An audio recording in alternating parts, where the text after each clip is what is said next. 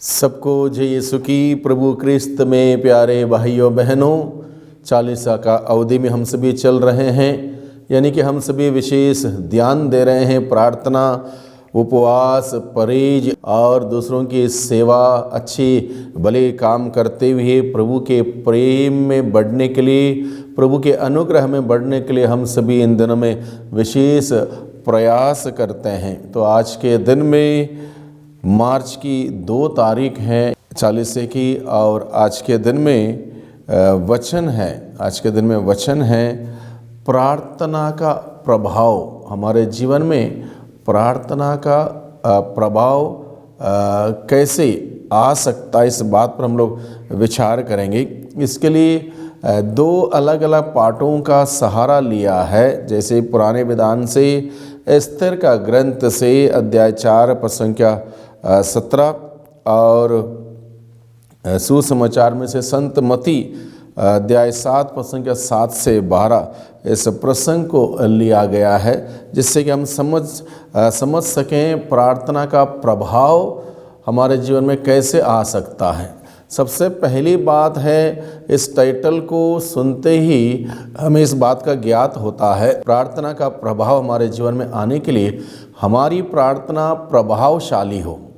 हमारी प्रार्थना प्रभावशाली प्रार्थना होगी तो उसका प्रभाव हमारे जीवन में आएगा। उसका effect, the effect of prayer will come into our life, the fruits of the prayer we will obtain. Therefore, our prayer should be very, very powerful, very, very genuine and authentic। इसका अर्थ यही है, authentic प्रार्थना हम करें।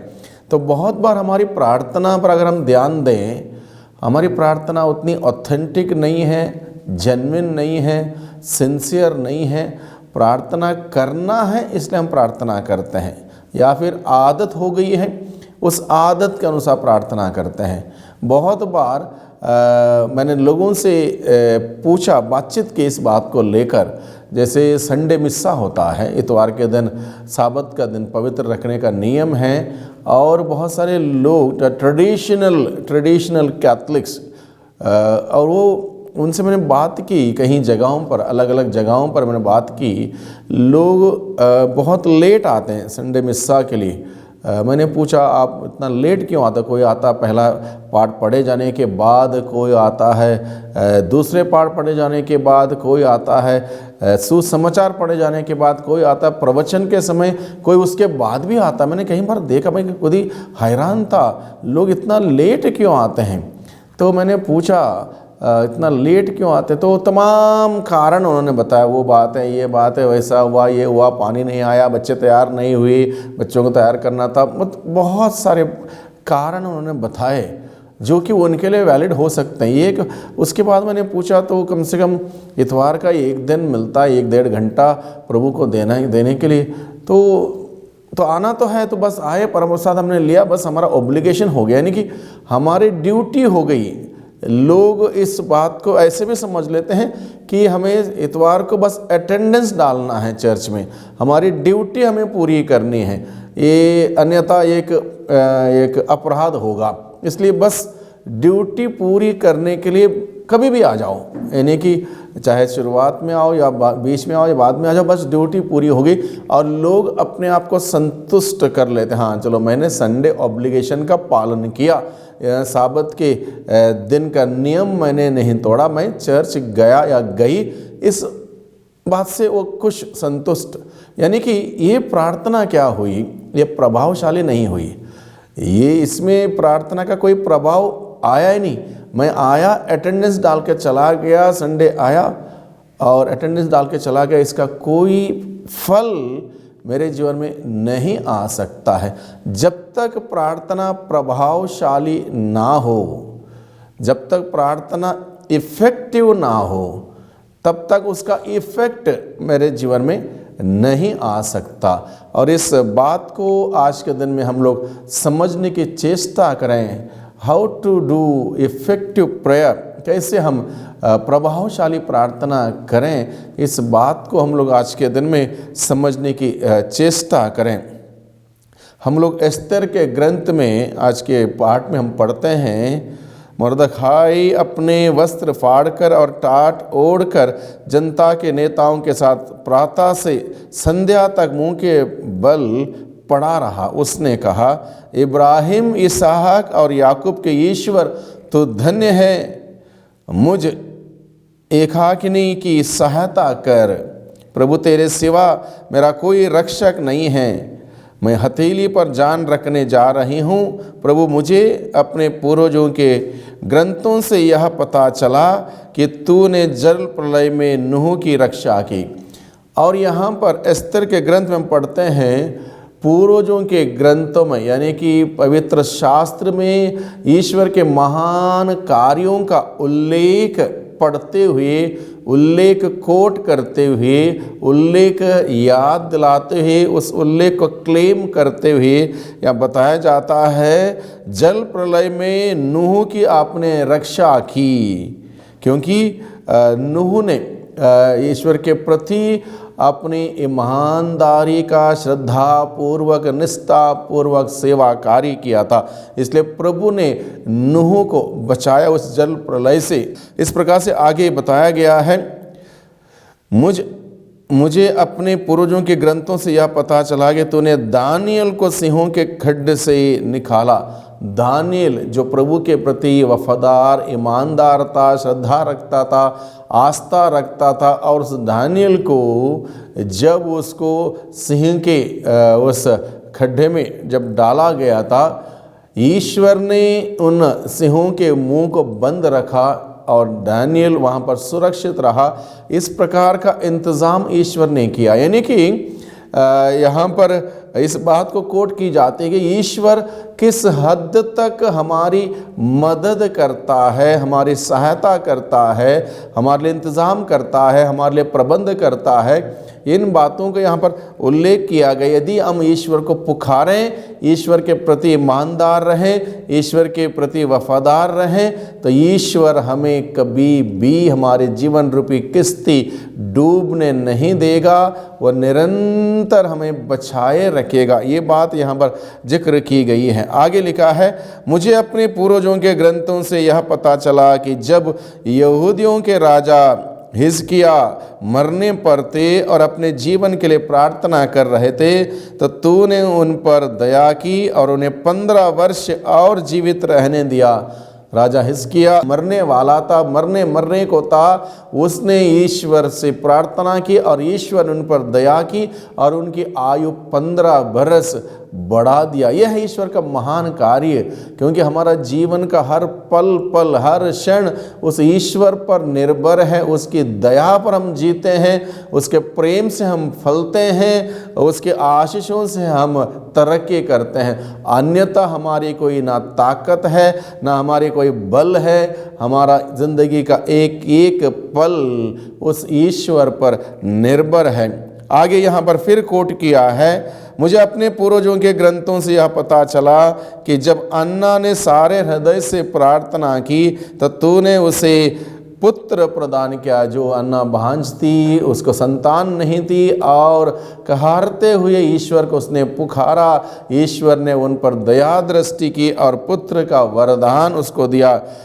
प्रभु, मुझे अपने पूर्वजों के ग्रंथों से यह पता चला कि जिन लोगों पर तू प्रसन्न है, तू प्रभु उन सब की सदा रक्षा करता है। प्रभु मेरे ईश्वर, मुझ एकाकिनी की सहायता कर, क्योंकि तेरे सिवा मेरा कोई नहीं है। और इस प्रकार से ईश्वर की महान कार्यों का जिक्र करते हुए, उस पुराने महान अद्भुत कार्यों को कोट करते हुए जो ईश्वर ने अलग अलग लोगों के साथ किया था, यहाँ पर प्रार्थना की जा रही है कि मेरा ईश्वर, मैं तेरे सिवा मेरा कोई नहीं है, मुझ पर दया कर, मुझे मेरी सहायता कर, मेरी मदद कर।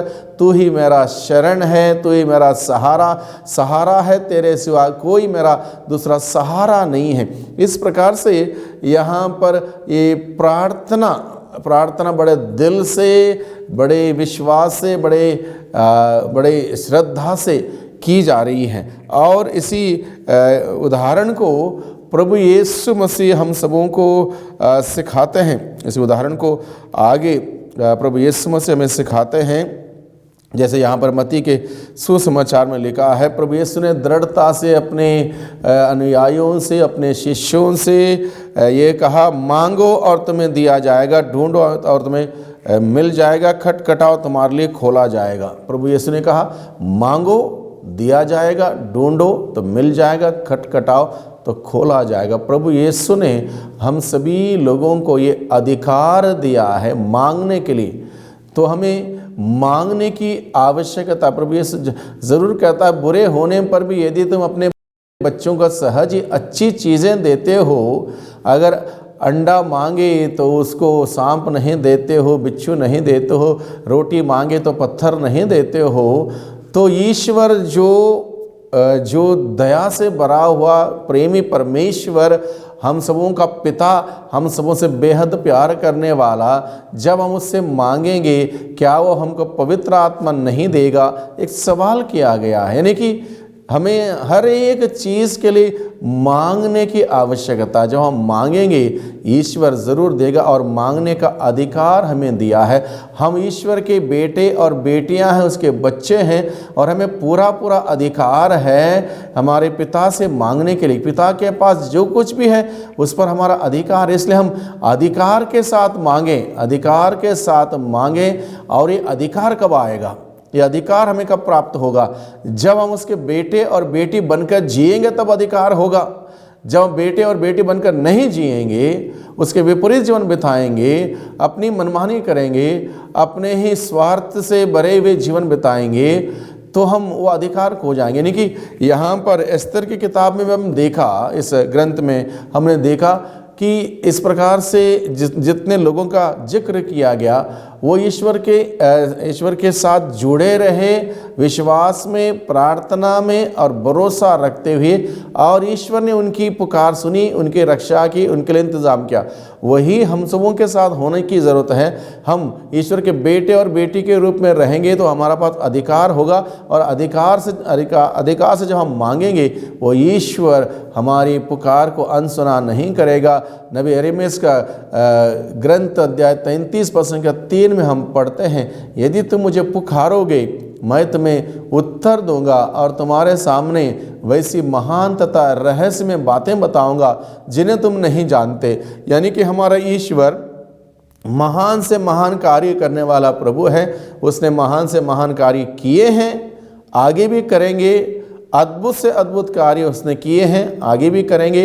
इसलिए प्रभु कहता है, यदि तुम मुझे पुकारोगे मैं तुम्हें उत्तर दूंगा। हमारा प्रभु उत्तर देने वाला प्रभु है। ज़रूरत है कि हम पुकारें। इसलिए प्रभु ने कहा, मांगो तुम्हें दिया जाएगा। जो मांगता है, जो पुकारता है, उसको उत्तर दिया जाएगा। जो मांगता है उसको मिल जाता है। इसलिए हम यूं ही ना बैठें। भले ही ईश्वर जानता है कि हमारी सारी ज़रूरतें, फिर भी ये हमारा मांगने का एक रिश्ता हम प्रभु के साथ बनाए रखें, ताकि प्रभु हम सबों को बहुतायत के सुंदर आशीषों से, वरदानों से, खूबियों से हर दिन वो हम सबों को भर सके। इसलिए प्रभु हमें सिखाता, मांगो और तुम्हें दिया जाएगा। एक बार हम यात्रा कर रहे थे। मैं एक जगह साधना देने के लिए गया था, एमपी में कटनी नामक जगह पर, और वहाँ से हम वापस आ रहे थे। वहाँ से एमपी से हम दिल्ली आए, दिल्ली से फिर बस में यात्रा करते हुए अपनी जगह पर वापस आना था। मेरे साथ और एक भाई था जो साधना देने के लिए गया था मेरे साथ। तो हम लोग बस के पीछे की सीट में बैठ गए। आगे 10-15 लोग बैठे हुए थे बस में 2 दरवाज़ा था, एक दरवाज़ा आगे, एक दरवाज़ा पीछे। तो आगे के दरवाजे से एक पापड़ बेचने वाला आया और उसने पापड़ बेचने के लिए आवाज़ लगाई, लोगों को कहा, गर्मा गर्म पापड़ लो। और वहाँ पर 10-15 लोग ही थे बस में। एक महिला के पास एक छोटा बच्चा था, गोद में था, और एक छोटा बच्चा थोड़ा सा बड़ा था, वो छोटा ही था, महिला के बगल में था।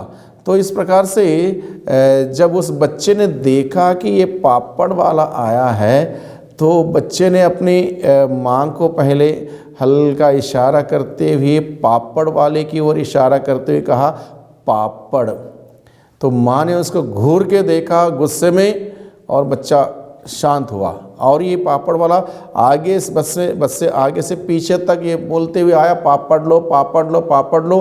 और बड़े लोगों में से कोई इंटरेस्टेड नहीं था। और ये फिर मुड़ गया, पीछे आके फिर मुड़ गया, जैसे फिर मुड़ गया, फिर बोलता गया, आगे गया, पापड़ लो पापड़ लो। अब इस बच्चे ने माँ के पल्लू को खींचा और कहा पापड़, पापड़ वाले की और इशारा करते हुए कहा पापड़। इस माँ ने उस बच्चे को एक थप्पड़ मारा, तो हम पीछे बैठ के देख रहे थे। तो बच्चा रोया और ये पापड़ वाला उतरा नहीं बस से, हालांकि एक भी पापड़ किसी ने नहीं खरीदा, और आगे जाके फिर मुड़ गया और फिर बोलने लगा पापड़ लो, गर्मा गर्म पापड़ लो पापड़ लो। इस बार इस बच्चे ने क्या किया, बड़े प्यार से इस बच्चे ने माँ के एक गाल पर अपना नाजुक मुलायम हाथ लगाया और पूरा चेहरा, माँ का चेहरा पापड़ वाले की ओर घुमाया और दूसरे हाथ से इशारा करते हुए कहा पापड़। बड़ा दृश्य आज भी मुझे याद है, एक अंदाज़ा उस बच्चे का मांगने का। भले ही माँ खरीदना नहीं चाहते थी, देना नहीं चाहते थी, संभवतः उनके पास ज़्यादा कुछ नहीं था, लेकिन जिस जेस्चर के साथ बच्चे ने माँ का दिल को छू लिया, माँ ने तुरंत 2 पापड़ खरीद के दिए इस बच्चे को। तो मैं मेरे साथ बैठे हुए साथी से कह रहा, देखो ऐसी है प्रार्थना। ये छोटे बच्चे को देखो, बच्चा हारा नहीं। पहली बार माँ ने आंखें दिखाई, दूसरी बार माँ ने थप्पड़ मारा, और तीसरी बार इस बच्चे ने अपने माँ से खरीदवाया, यानी कि माँ का दिल पिघल गया बच्चे ने जिस अंदाज से मांगा। तो एक इंसान इस प्रकार से बात को मान सकता है, हमारी इच्छा पूरी कर सकता है, हमारे मांगे पूरी कर सकता है, हमें दे सकता है, तो क्या हम सबों से बेहद प्यार करने वाला वो ईश्वर हमें नहीं देगा? इसलिए प्रभु हमें अधिकार देता, प्रभु कहता मांगो तुम्हें दिया जाएगा, मांगो तुम्हें दिया जाए। नहीं कि हम इस प्रकार से ना मांगे, हमारे स्वार्थ भरी बातें ना, जो बातें हमारे लिए उचित हैं, अच्छी हैं, ज़रूरत हैं, निश्चित रूप से पिता परमेश्वर देगा। हमारी स्वार्थ को पूरी करने के लिए हम मांगेंगे, शायद नहीं मिलेगा, लेकिन ईश्वर जानता है कि हमें किन किन चीज़ों की ज़रूरत है और वो निश्चित रूप से देगा। और जब हम इस प्रकार से रिश्ता रखेंगे और मांगेंगे, निश्चित रूप से हमें मिलेगा। इसलिए प्रभु कहता है मांगो तुम्हें दिया जाएगा, ढूंढो तुम्हें मिल जाएगा। ढूंढना है, हमें ढूंढना है वो ओरिजिनलिटी हमारी।